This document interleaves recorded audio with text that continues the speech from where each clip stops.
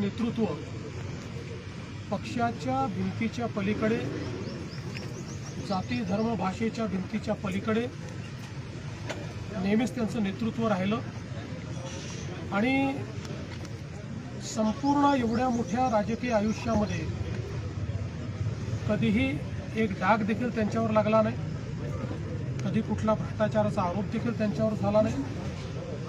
अतिशय स्वच्छ चारित्र्य हे त्यांनी त्या ठिकाणी ठेवलं। उत्तम वक्ता म्हणून त्यांची ओळख होती।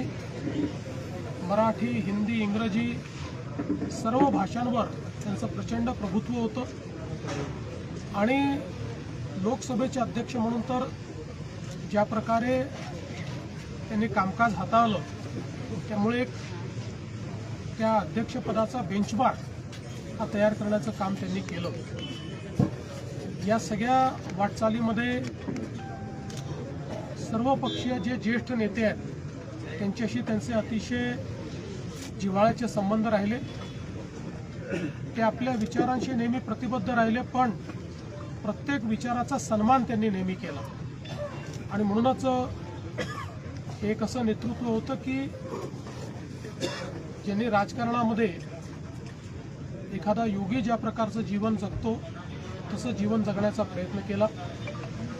आज त्यांच्या जाण्यामुळे निश्चितच महाराष्ट्राची आणि देशाची एक मोठी हानी झाली आहे।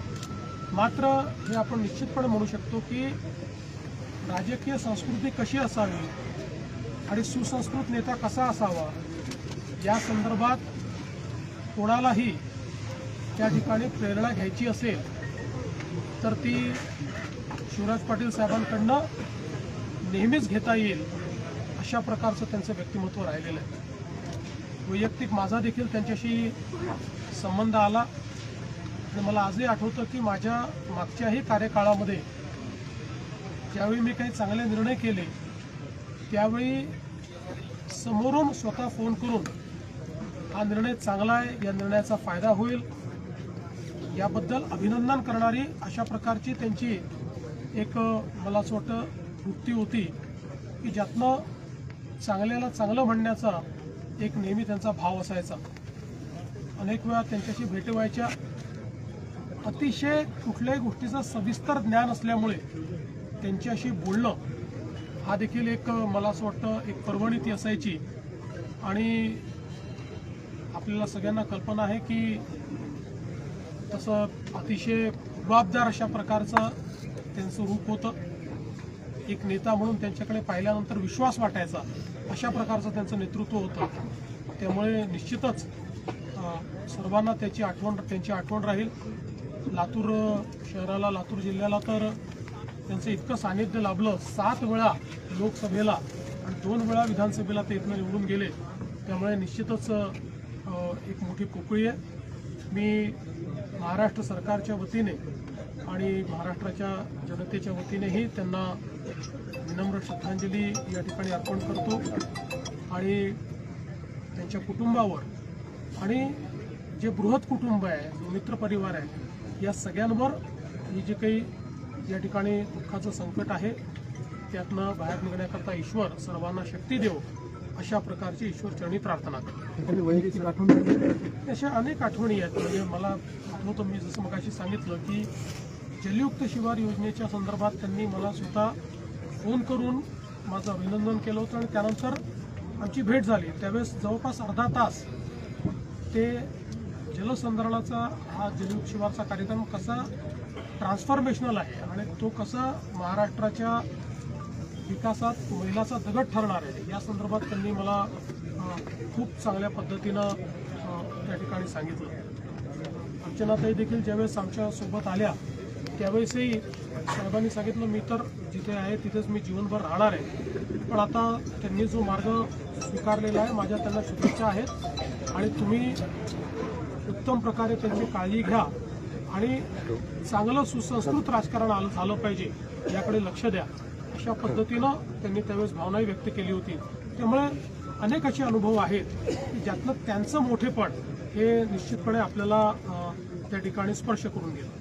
हिंदी आमदारांनी त्यांना पद्म मिळावं ठीक आहे त्या संदर्भात जरूर मला असं वाटतं, कारण खरं तर माननीय देशाचे प्रधानमंत्री महोदय श्री नरेंद्र मोदीजी यांच्याही मनात पाटील साहेबांच्या संदर्भात खूप आदराची भावना आहे आणि मला असं वाटतं की त्यांची भेट देखील ज्यावेळेस झाली तर जवळपास तासभर ती भेट त्या ठिकाणी झाली, विविध विषयांवर चर्चा झाली, त्यामुळे त्यांचा जो काही त्यांची आठवण आणि त्यांचा उचित सन्मान है तो तो राहीलच।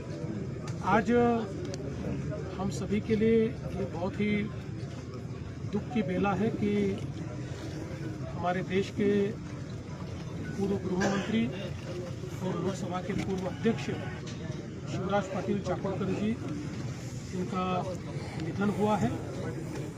उनके निधन से एक राजनीति में बहुत ही संस्कारी इस प्रकार का नेतृत्व हमारे बीच से निकल गया है।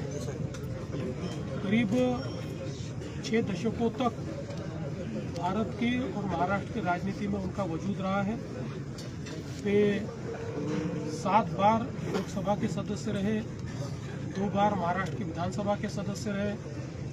वो महाराष्ट्र में मंत्री रहे, केंद्र में मंत्री रहे, महाराष्ट्र में विधानसभा के उपाध्यक्ष और विधानसभा के अध्यक्ष रहे, लोकसभा के उपाध्यक्ष और लोकसभा के अध्यक्ष रहे। और इस पूरे कार्यकाल में उन पर कभी एक आरोप भी नहीं लगा। एक बेदाग छवि के साथ उन्होंने अपना जीवन व्यतीत किया है। विचारों के साथ उनकी प्रतिबद्धता रही है और हमेशा सभी प्रकार के लोगों के साथ उन्होंने बिना किसी भेदभाव के बर्ताव किया है। कभी किसी की जाति, धर्म, भाषा, अमीर गरीब, ऊंच नीच, इसका कभी विचार उन्होंने नहीं किया। इसीलिए भारत की राजनीति में जो पार्टी पॉलिटिक्स से ऊपर उठकर नेता देखे गए, उनमें से एक ऐसे शिवराज पाटिल जी थे। हमारे महाराष्ट्र के और देश के विकास में उनका एक बड़ा योगदान रहा है और विशेष रूप से मैं ऐसा मानता हूं कि कुल उनके पूरे राजनीतिक करियर को हम देखें और उनके व्यक्तिगत जीवन को भी देखें तो किसी को भी प्रेरणा मिले, इस प्रकार का प्रेरणादायी उनका जीवन हमेशा रहा है। मैं आज उन्हें बहुत ही विनम्र श्रद्धांजलि अर्पण करना चाहता हूं और साथ ही में उनके परिवार को और सारे जो उनके परिवार के दोस्त हैं, जितने बृहद परिवार के सभी सदस्य हैं, ऐसे सभी लोगों को ये दुख सहन करने की शक्ति ईश्वर दे, ऐसी ईश्वर से प्रार्थना करता हूं।